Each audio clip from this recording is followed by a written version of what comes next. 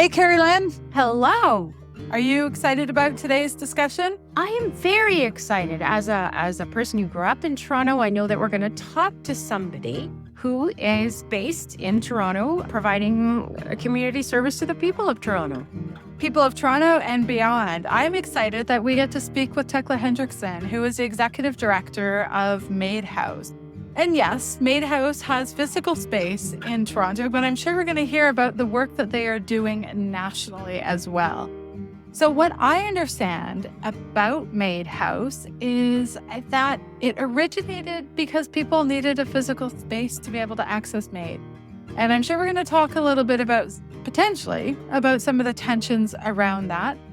But my understanding is that MAiDHouse has expanded, and they're not just a bricks and mortars organization, but they do what we talk about, probably ad nauseum to some people, build capacity in communities so that they can take care of people at the end of their lives. So I'm excited to hear what Tekla has to say. Let's get this conversation started and see where she takes us. Excellent.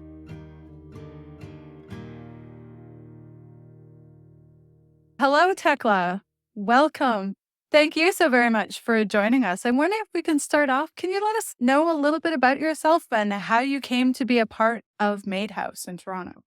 My name is Tekla, and I'm the executive director of MAiDHouse, and I've had a bit of an eclectic career. I started working with street-involved and sexually exploited youth out in Vancouver or the Tri-Cities. From there, I lived in Papua New Guinea for a couple of years and worked in women's health and violence against women, moved to Toronto, and did a lot again in women's health and children's rights. And then prior to working at MAiDHouse, we're working with women and gender non-binary people who were homeless or precariously housed in the harm reduction community.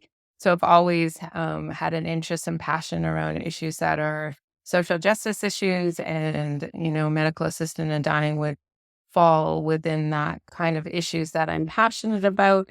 And then organizationally have done a lot of startups or worked in new programs, and MAiDHouse is one of a kind, innovative vision by the co-founders that I was the first staff person brought on to kind of operationalize that vision. So it was an exciting moment to be part of a topic that I'm interested in.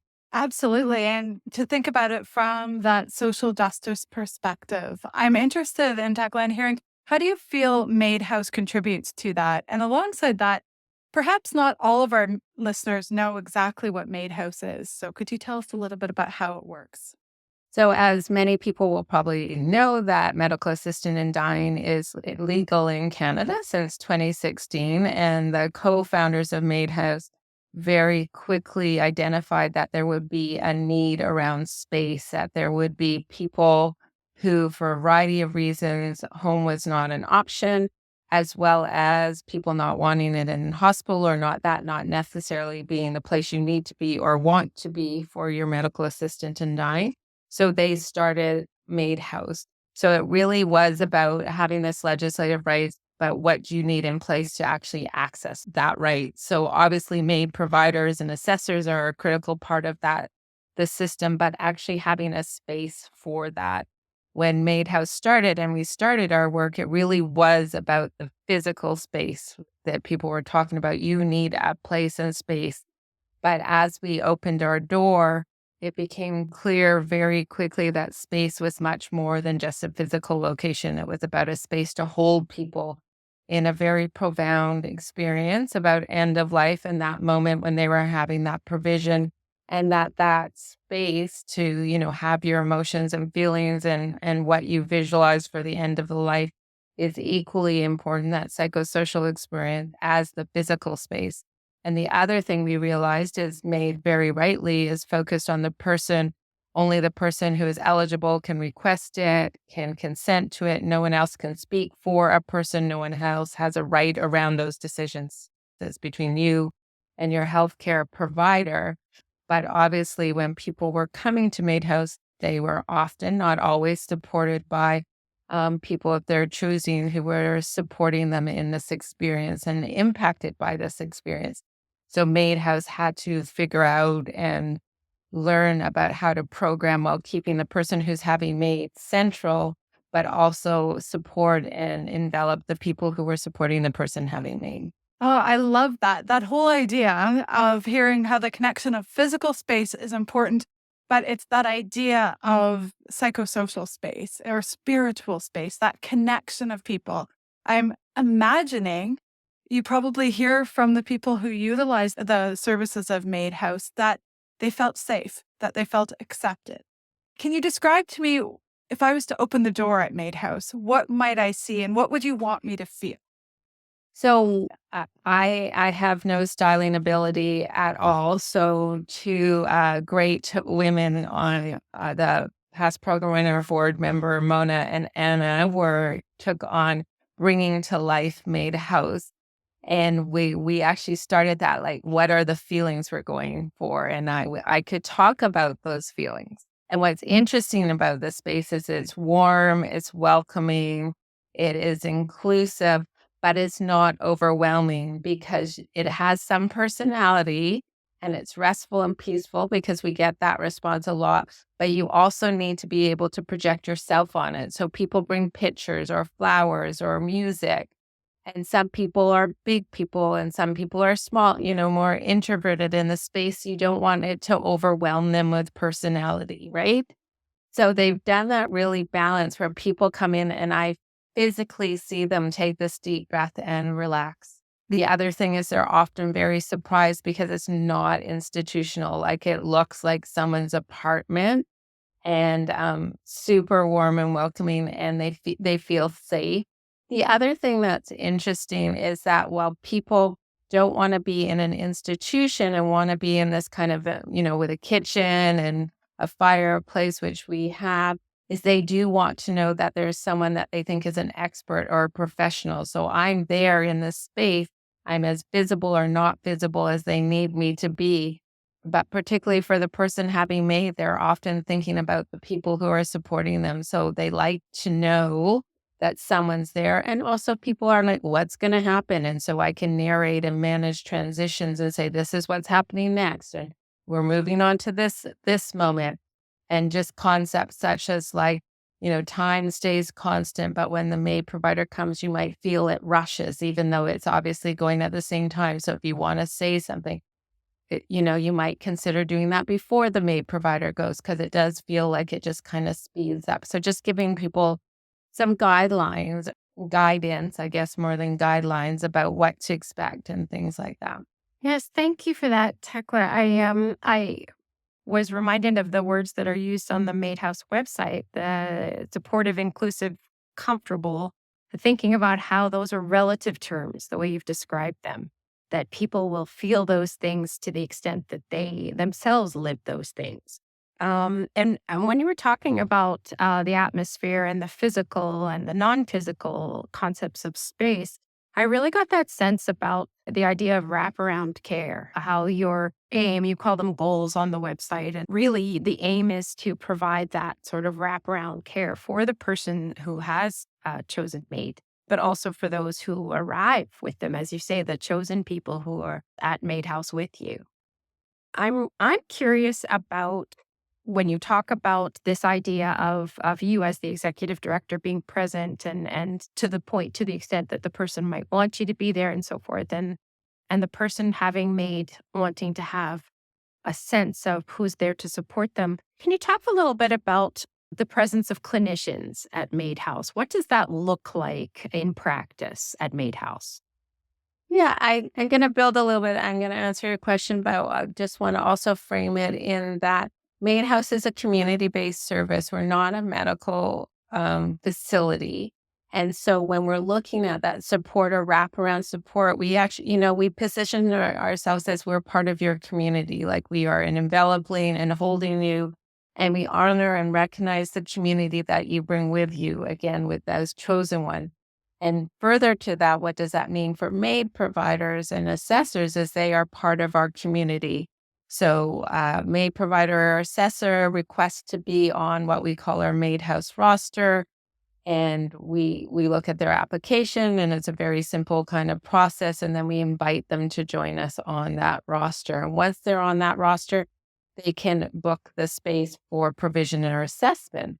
And so the other thing we do, obviously keeping the person having MAiD central, is how can we support the MAiD providers? Because our belief, as in most cases, is if we support those who are providing the provision, we are then enhancing the experience of the person who's having MAiD because they feel that support. So I know that the MAiD providers who do come to MAiDHouse enjoy coming to the space because they know that I'm supporting the people around them and I've given people some guidance about what to expect and not to expect, so that when the MAiD provider comes, they also review and do their process. Like nothing is taken away from that, but it's actually a building on. Like it's not the first time. So I think that gives people more place and space, and they're more settled. I manage transitions, so it's a little bit of announcement. People come to MAiDHouse before the MAiD providers, and I will announce and go in and say, so and so of your MAiD providers arrived. They will be with you for a moment. So they have a moment to transition and then be really present for the MAiD provider. And so the MAiD provider can come in. And I think that helps with the reaction. This is impactful for all who are involved, the people supporting, obviously, the person having the MAiD and the MAiD provider. So it's nice that when they're done, they can come back and we're in a room together and we just check in and how are you? Like they built rapport and relationship. This is not just technical medicine. Like this is relationship and relationship building, particularly those, MAiD providers have different ways of doing it in different practices. But the practices that we work to enhance are really those relationship based. So people are not approaching this work lightly. So I think, again, it's nice. And, we have snacks because people have been running and doing their family clinic and then now coming to do this bit and then going to do a home visit or something like that, because people have a wide range of medicine and things like that.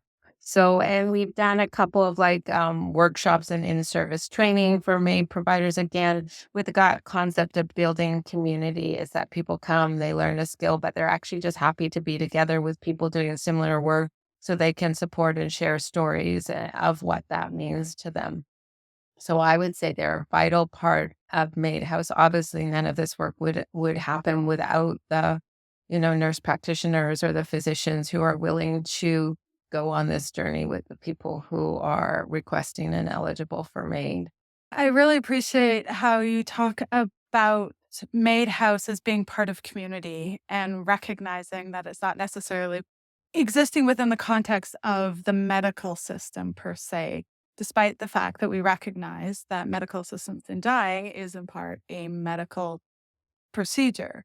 But I like in terms of, because what it sounds like to me you're talking about is normalizing and socializing the end of life for people and recognizing that most of us, if given the choice, want to be embedded in our community, and that we have the capacity to take care of each other at the end of life. And while we need to, of course, rely on our healthcare providers for some things, it's community that is the dominant force. One of the things that when I was listening to you talk that Keri Lynn and I heard in our research is that sometimes people were surprised that they had opportunities before a MAiD procedure happened, before the end of life, to think of things. And you mentioned, having food and people bringing in pictures and music.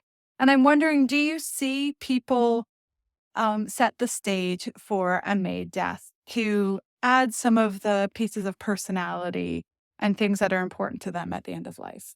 Yeah, I think it's really interesting. I think that when I go and offer support, I think that sometimes I will see things and what I learned, and which I guess is obvious to many different people, is each person is so unique and what they are bringing into the room is so unique.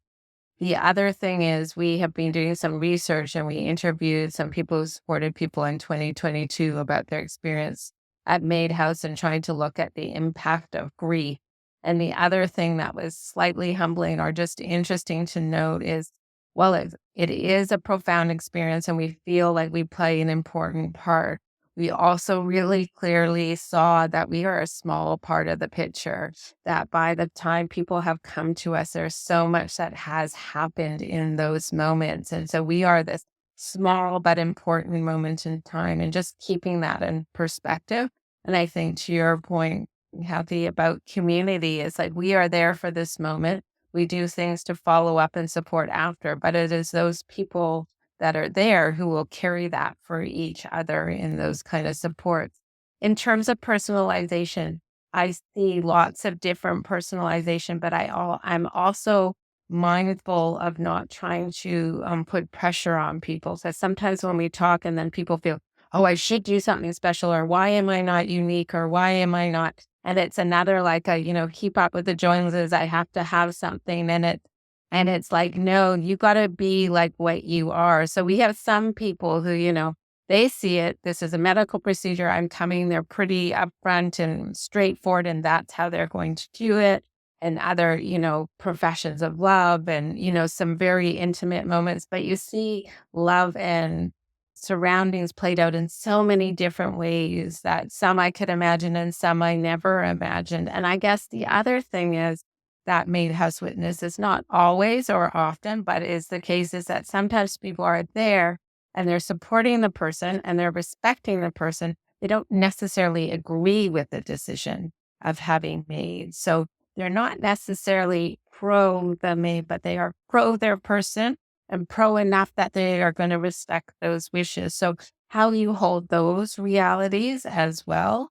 One of the things we do as part of our process, the providers are always very clear, but we are also very clear when people come and I explain what's going to happen. I say, and the person will ask, they have the right to say no. If they say no, there's no rush to go and we'll deal with the logistics. So people always know. And I say, obviously MAiDHouse support people's right to say yes to MAiD. And within that comes support is a strong belief in people's right to say no if they choose at any moment in time. So I think those are important. And then around personalization, I guess it's not so much personalization, but normalizing grief. The other thing we say is no matter how much we planned or what you do, there's going to be sadness. And I can't take that away for you. Like I'm sad for you. I'm sorry for that. And you will feel sad as well as a multiple of other feelings we have. Megan Devine gave us permission to use her cartography of grief that we put out. And, it has all these different emotions. And what's good about it is not necessarily that people have all this emotion, but it just normalizes that any emotion you might have is okay. It is normal. It is, it is part of the process, and that will change and ebb and flow in many different ways over different times. Yeah, I love that, Tekla. I love that you alluded to the data collecting that you do, because I think that's so important as MAiDHouse evolves alongside the evolving legislation. You use the phrase check in, you check in with your colleagues, you check in with the people with whom you share the space at MAiDHouse, and you check in with the people who dwell in your space perhaps for a very short time, but will have momentous experiences that they may want to reflect on and contribute to, perhaps affording similar experiences for others. So that's wonderful to hear. I also love that you spoke about this issue of personalization. I think Kathy and I have talked about this, and I've certainly myself witnessed people in end of life spaces where they will apologize to myself or others and say, I'm sorry we're making so much noise, but we all just really want to have a big sing along, with dad about X. And I know we're not supposed to be upsetting and be this loud in this space. And I think that personalization really speaks to that opportunity for families to navigate what they do know in times of perhaps uncertainty about what they don't know, or perhaps what it's all going to be about. So that's lovely. And as you say, Megan Devine reminding us that it's okay to not be okay as long as we're moving forward with grief that is healthy, right? So it's okay for us to say, yeah, I am incredibly sad and this is hard. And to know that you can have those moments of vulnerability at MAiDHouse and say to somebody, yeah, like I am heavy and this is sad, and I'm going to sit with that and know that that's a space that they can do that.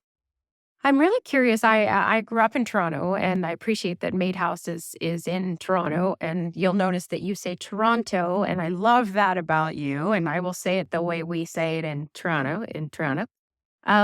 If somebody from outside of the city is wanting to come and be a part of the MAiDHouse community, what does that look like in practice? So we are a national organization. So in terms of accessing the space, we have no geographical boundaries. So as long as people have a MAiD provider or assessor who is on our roster, they can book this space. So as long as they can do what they need to do, because the MAiD provider holds that accountability for the provision and meeting all those legislative requirements. So we've had people come from at least 3 hours away, 4 hours away, and, they could come from other places as long as they meet all those legislative requirements. In terms of being national, we hold virtual events. We are now hosting a National Memorial Quilting Bee. So if people have experienced loss of someone through MAiD, we're inviting them to join us to do a quilting project.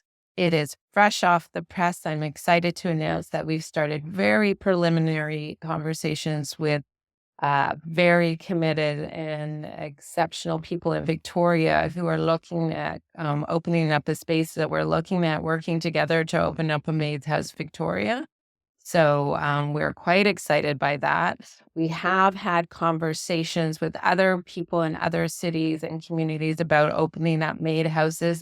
And as I'm sure you can imagine, one of the challenges is MAiDHouse is very much dependent on physical space and property. And we know how challenging that is for anyone, whether it's trying to find affordable rental or affordable housing, to find affordable space as a nonprofit organization. And the other thing is that MAiDHouse actually doesn't need the space 24/7. We don't have that kind of flow through our doors. So how do you manage that, particularly for maybe some smaller communities, to create that experience in that space, but not necessarily like in Toronto where we have a space 24/7. We don't use that often, but because of different ways of getting support, we're able to offer that. So that is one of our challenges in terms of how we're going to move throughout community.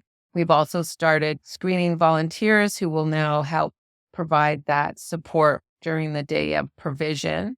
And the thought is maybe in phase 2, now we might not go this way. There's still a lot of discussion there's MAiD providers working out in the community. People are having home-based support. There's some ways of what our model is offering that I think would be for benefit both for MAiD providers and those who are having it at home. That what if our volunteers went and supported someone who was having their provision the day of at home? Again, that same navigation, explaining some follow-up calls. So we might be able to do that in different communities, which won't be reliant on space as much, but as on the volunteers, because obviously this is one kind of place where I don't think we need to have to worry about AI. It is all about the relationship. The biggest expenses about this kind of work is finding the physical space, and it's about the people. You need people, and it needs to be people who are into community and relationship and being present and focusing on other people. And that can't be done by others, nor should it be shortcutted or anything. Like, it takes a time and presence. It's great to hear that MAiDHouse is becoming MAiDHouse without walls as well. I'm piggybacking on a hospice that I work with here in Thunder Bay. Their model is hospice without walls. And I think those end-of-life supports are so important. And again, no better than community to step up and to be part of that role. I'm wondering, Tekla, what are you hearing from communities that see the MAiDHouse model and think that in their community, they would benefit from a physical space where people could access MAiD? Why do you think communities are looking for that? I think it goes back to the amazing co-founders of MAiDHouse, where they had those visions and I guess sadness around the same barriers where people can't have it in certain places. But I guess along with the barriers, one of the things I've learned by doing this work, which I wasn't expecting and that we're learning from, is actually for the person having MAiD, sometimes this is their last caretaking of the people that are part of them, that they are worried or concerned that those people will not want that memory in their home. So it's not that they don't have a home or the home couldn't potentially facilitate that, but they don't want to leave. They have this vision of leaving a certain kind of image behind. So they're looking for those kind of spaces. So I think that is why those community And then we do have some institutions who don't allow MAiD to happen. Some people get forced transfers out, which is not a great experience. We do receive some of those as well. And I'm proud of the service we offer. And those are not my favorite. It is really hard when you get bumped along in an ambulance and transferred, and the impact on the person having MAiD and the people supporting them is not positive. But there's reasons like that where communities are looking as well. And then some, again, to, kind of going back, which I think we've talked a lot about, is wanting to be part of community, like being in a space that feel and can accommodate, like maybe they have a small place, but they want 17 or 20. Sometimes there's this accessibility. We had a friend in a wheelchair, and their space just wouldn't accommodate, was not accessible to a wheelchair, and our space is accessible to a wheelchair. So I think those are some of those reasons, why MAiDHouse was co-founded, and why other communities have those still same needs. Thank you, Tekla. I love that we keep landing back on that issue of community and that the myriad levels and places and things that we can talk about in terms of MAiDHouse. Two in particular I wanted to talk with you about. I have a theater background, and I attended recently MAiDHouse held the webinar so we could meet the playwright of In 7 Days and the playwright and the director. And I know that I have attended the screening of her last project through MAiDHouse, the documentary that was made about Shelley Sarwal's decision to access MAiD. And I know that the director of In 7 Days is sort of London, Ontario based, and Dr. Sarwal was out in Halifax and so forth. So I really appreciate your talking of this national perspective. You talked a little bit about the quilting project. I'm wondering if you would share briefly with us and with our listeners about how those community-based activities, pieces, showings, screenings, Q&As, whatever you want to call them. What are you learning from community about the importance that those kinds of things, the value of coming together and watching and being a part of those programs? What are you learning about those things? Well, I think it's a couple of things. So it's one which your podcast does, Disrupting Death, and which MAiDHouse absolutely supports, is end of life is really something important to have conversations about. And as you guys say in your podcast, you're not necessarily pushing a point of view.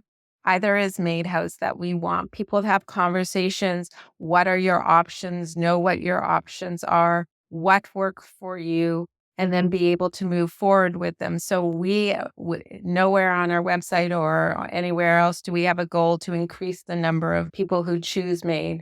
Our goal is people know that it's a legal right. They know how to access it. They decide at that very personal, profound moment if it's for them or not. If not, then what are the other advanced care plan conversations that they have had? And hopefully that those places, your hospices and your palliative cares are in place.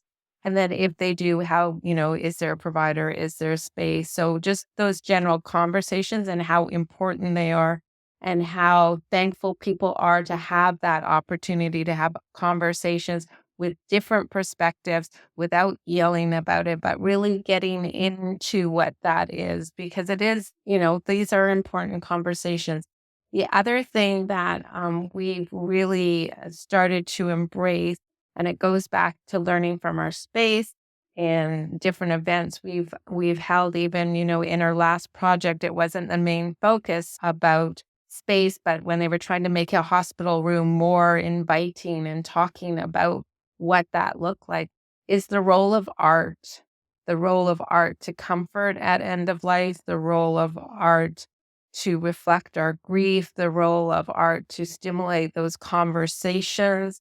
So, holding video screens, doing quilting, which is a form of art and a way of processing in different ways, having plays that again allow, Philip Acton, the director, said, we're not trying to push a point of view. We're trying to engage people so that they can think and have conversations.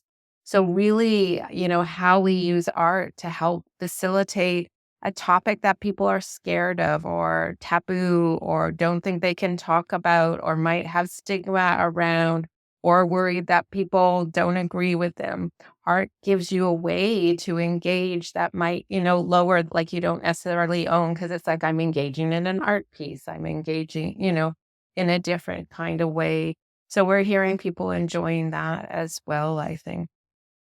And I love that, right? That again works to normalize and socialize our conversations and our connections with the end of life. And Tekla, you've spoken a lot about the support that you give the chosen family around the person who is accessing MAiD.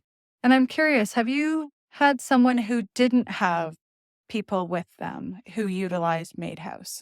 We have definitely had people who have had no one with them, and that's from a variety of reasons. And sometimes there is strains and constraints, and they have chosen that that is what they want or they don't. I've also been challenged my assumptions in that, had someone by themselves and I was talking to them, and based on what I was hearing, I was grappling with why they were by themselves. Like it didn't make sense, and I had a sense of sadness about that a little bit. And then after we're connected by neighbors who this whole community I learned about did know this was happening, but this person was very clear that they didn't want anyone there. And so my assumption of what a person being alone had meant and what the reality wasn't aligned. So it was a good catch about not to always assume things. And there are some people who choose to come to by themselves whose family is desperate to come and is supportive. But again, I would say misplaced caretaking, because I think it's actually better if people want to be there, that they could be there from my experience. But, people make personal choices because they think it will be too hard on them and they don't want to burden them with that. So again, like the day of provision, why people are alone is vast and array as, the beauty of humanity kind of thing. I would say we have fewer people who are totally isolated, but that has happened in some instances. I was just thinking, Tekla, about way back in the day when I worked as a social worker on the hospice unit and how we could have a very supportive chosen family. And the person who was dying would say, I need them to go away for a little bit, but I don't want to die by myself. Would you come and sit there? And that was part of our role as healthcare providers. And I love the idea that there are parts of our community that can go and be there and give witness to death and make it so that that person is not alone in that moment, but is still how they choose. Yeah, and I think that's a good clarification. The person is never alone in that the MAiD provider, and I have never not seen a MAiD provider being exceptionally caring. And if someone has no one else with them, I will also be there, and I am touching hands and I am absolutely present and sending that support and stuff. So not alone in that way. So, Tekla, we're both really curious. You've shared the jobs that you had and the life experiences that you've had before coming to MAiDHouse. And I love, how you shared about social justice, and death, for me, absolutely is a social justice issue. I'm really curious to hear, as a person who works at MAiDHouse, and as you've just said, has been at the bedside of people who choose MAiD, do you have an idea about how you would like to die? And what would that look like? Kathy and I often talk about funeral playlists and things that we would want happen prior to our deaths. Would you be able to talk a little bit about that? So I'm glad MAiD is legal. If I have that as an option and no, which we don't always, that would certainly be one way. If I could just go to my sleep and not have any long drawn out illness, I'd be very happy with that as well. I think the other things to that point of not putting pressure is my kids are very tired of knowing like I would do MAiD, or could you not talk about this anymore, Mom? So they're not so keen on these conversations. I also try and balance with, I guess I take a little bit up from my dad's page that the after things are for the people who are living, not for the people who are dying. So you gather people together, they share stories. There is no expectation, do what feels right with you. Come share some food, be together, take comfort in each other. So pretty low key in expectations, because think that I get why people plan and it's important to them, but I also feel it can as being the person who's had to implement it, it can be a little bit stressful. So I try and kind of narrow that down a little bit as well. And, I did home births and birth and death, I think are similar. And I had like 10 people at the birth of my children. My brother was there, my mother-in-law, my mother, some friends were there and the midwives were there. So like, again, birthing happening in community, death happening in communities. So I would hope, and particularly for my family, that they get surrounded by community and that comfort with each other. That's the most important thing for me, I think. I think I really like that. And I know that Kathy's keen to talk because you brought up your kids. And I know Kathy has a lot of anecdotes about her own children. I just wanted to say that make that connection that Dr. Stephanie Green makes about her experience as an obstetrician and then now working with MAiD and that idea of deliveries, right? That she calls it a delivery now at this point. And now I'm going to hand it over to Kathy so she can talk about her kids. So before you do, I would say like having a home birth and working with midwives who really normalize births, right? Like as we normalize death, like as non-medical as you possibly can when things are all within the norm and the spectrum of, we can do. I love that. And yes, she was right. I was going to say, I feel heard and seen, Tekla, because my kids often roll their eyes too whenever I start talking about dying and death. But I was just going to say that, okay, so if we have that in common, the other thing that I often get asked, Tekla, that I'd be interested to hear your thoughts on, that my kids don't ask me, but other people do. And it tends to be griefsters, people who are interested in grief. And I know that that is something, as you've said, MAiDHouse is doing a lot of. Do you think that there are differences in the grief experience that people have because their person has accessed MAiD? I think there are some things that come up, like questions, like, did I support my person dying? Like, I was helping them plan their death. So that is something to process. And, there's the anticipatory grief. So, when someone's going to die and you're coming on the day of death. So I think that gives stuff around processing and thinking about. I'm not sure, or I'm not convinced the grief itself is so different. Though I do think there's some sensitivities, like some people really aren't, but there are definitely some people who self-censor because they're not sure the reaction they're going to get. So they might or might not get a positive reaction, but they don't even try because they're worried about it. Or their person has told them, don't tell anyone I'm having MAiD, but yet that's a big part of their experience. And then not being able to share that part of experience, I think, hampers sometimes people's ability and grief. I think the other thing that MAiDHouse is doing, which is slightly different around the supportive grief, is we don't do support groups. There's great groups like Bridge C14 or the Canadian Virtual Hospice for MAiD Family Support does work around things like that in terms of peer support and working through those grief. We really actually look at how we do the experiences and the logistics. We did some research around that and transitions in terms of building that foundation for memories and that experience that is positive or as positive as those spirits be. So when you reflect back, you can draw on those memories. And we find that, and knowing what's going to happen and what to expect, that people might snore or that, people's mouths open after they have died and, so that they're not shocked by those things, knowing that there's no incontinence, like those things that people are worried about. And we think that that has impact on grief and bereavement.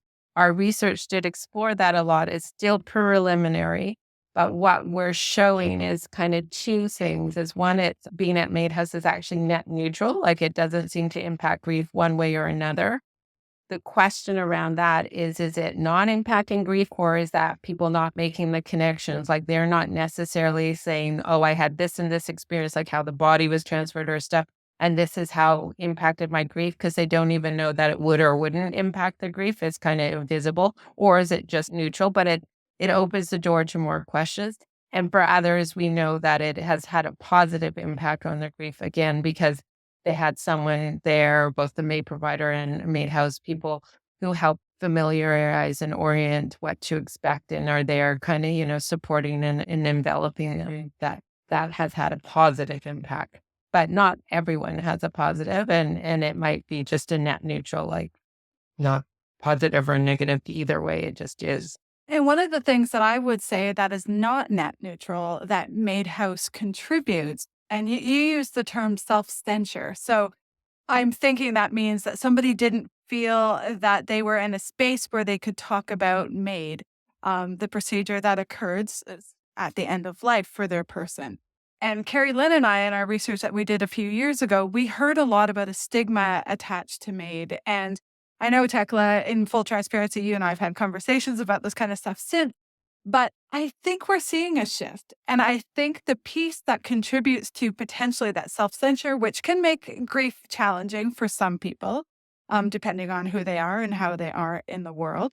But I think that normalizing and that socializing and the building of capacity in community to be able to have the conversations around medical assistance in dying. So that if people want to be able to talk about that, if they want to be able to share that in their obituary, if they want to be able to shout it from the rooftop.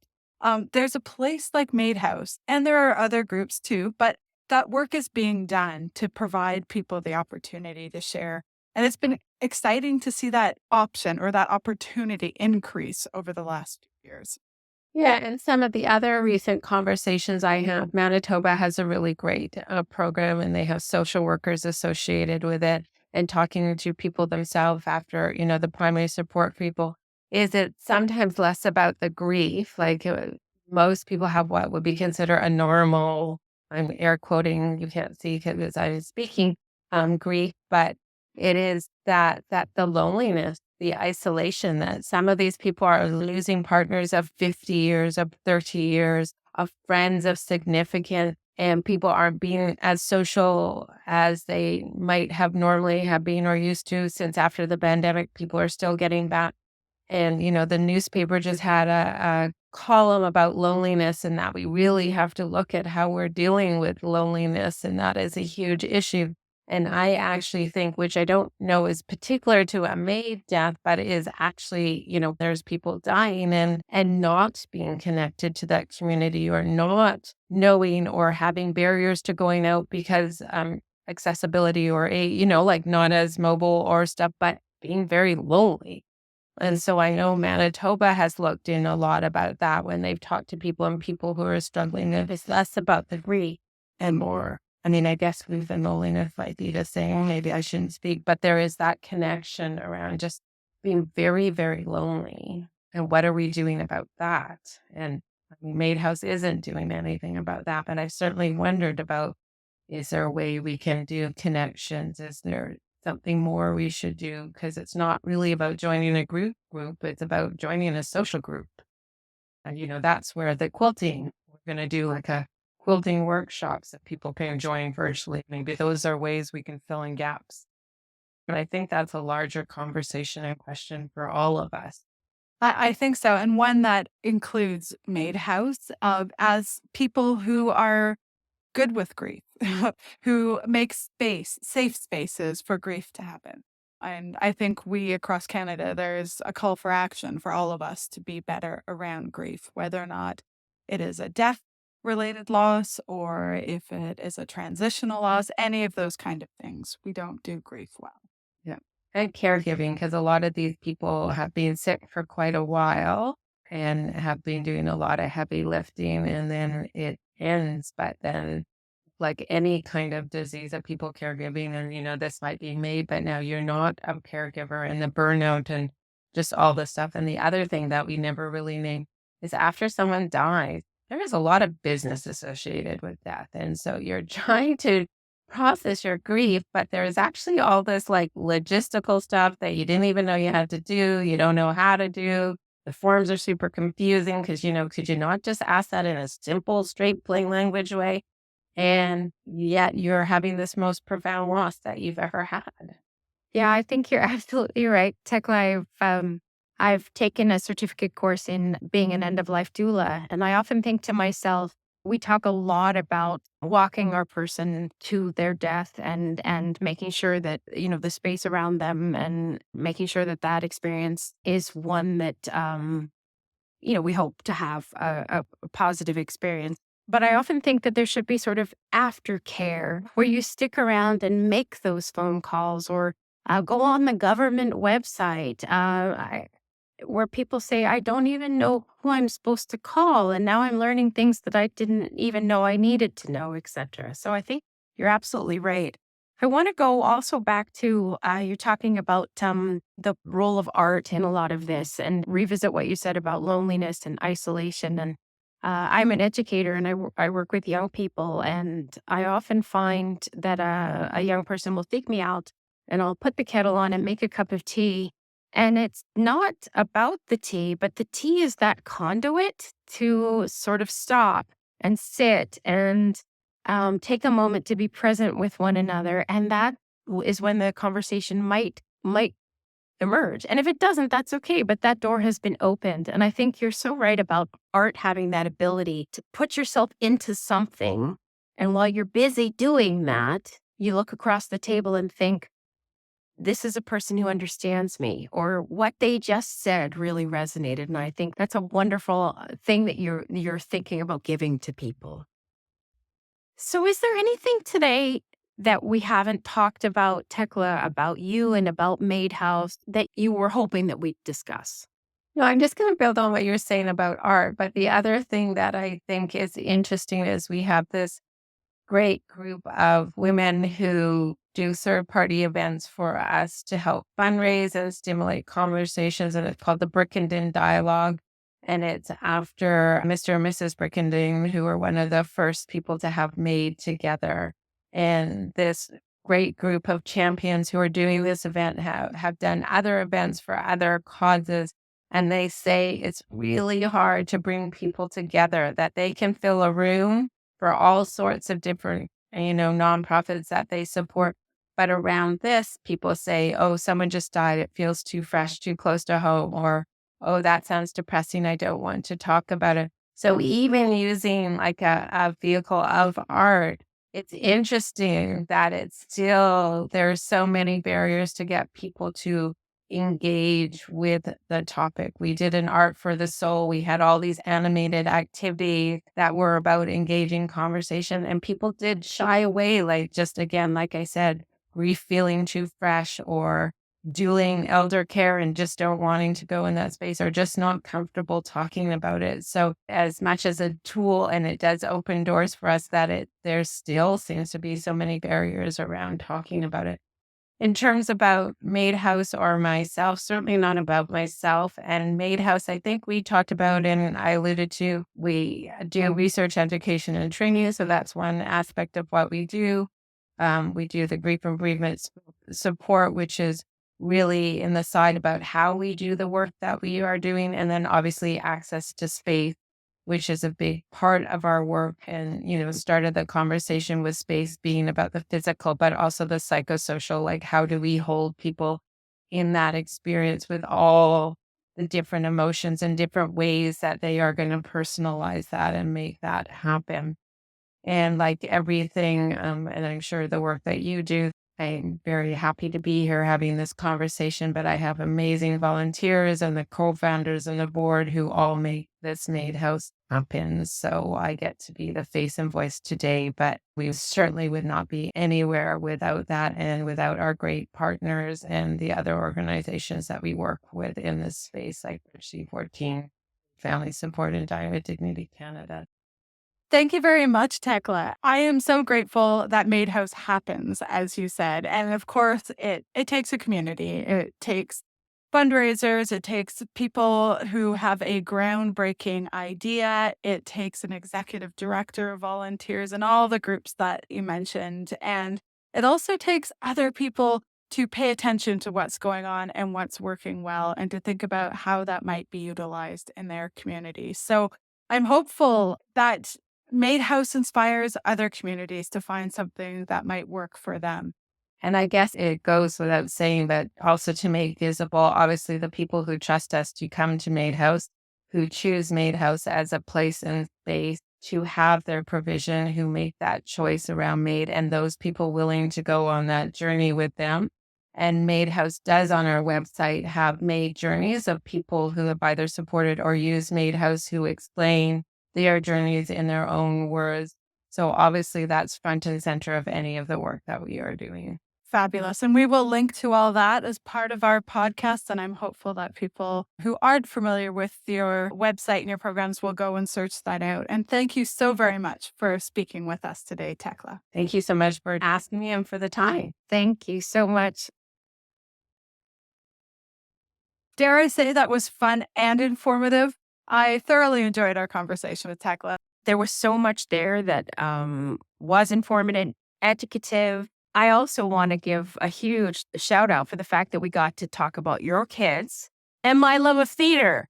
So, I mean, not only did we hear about MAiDHouse and its incredible, nationally focused events and what goes on in the space itself, but also that idea of hospice as an approach, not an actual space. So, MAiDHouse has this approach. And yeah, I thought that there were so many things that connected to that issue that you and I keep returning to about true choice, right? And providing opportunities for people to make those choices with all the tools and information in front of them. And I really appreciated our discussion about space. I think right now there's hot topics in the news about which spaces provide opportunities for medical assistance in dying and which do not. And I'll be honest, I was a little bit surprised. I thought we might talk a little bit more about the importance of physical space, but I heard, or at least it resonated strongly for me from Tekla, is that MAiDHouse is about more than physical space. It's about the safety of good psychosocial care as well, and providing that opportunity for people to have an access choice that they might want at the end of their life. Absolutely. And I love that you brought in the Hospice Northwest idea of the without walls, MAiDHouse without walls. And what that does for me, I infer that then when MAiDHouse is having these community-based events that go into communities nationwide, again, it's that idea that the space isn't necessary. It's the approach. It's the psychosocial, as you say, which is so important. And I can't wait to see what MAiDHouse does next. And it's exciting to imagine that there are other communities that want to engage in this work. And I think it's going to be contagious, if I can say that, after a pandemic, that people recognize the importance of having the space to take care of each other. Yeah, very exciting. I agree with you. I look forward to seeing what comes next. When did we get here and how? Your stories mean everything now.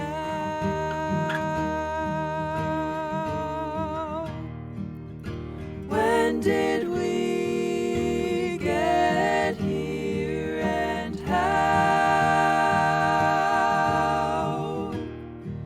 Your story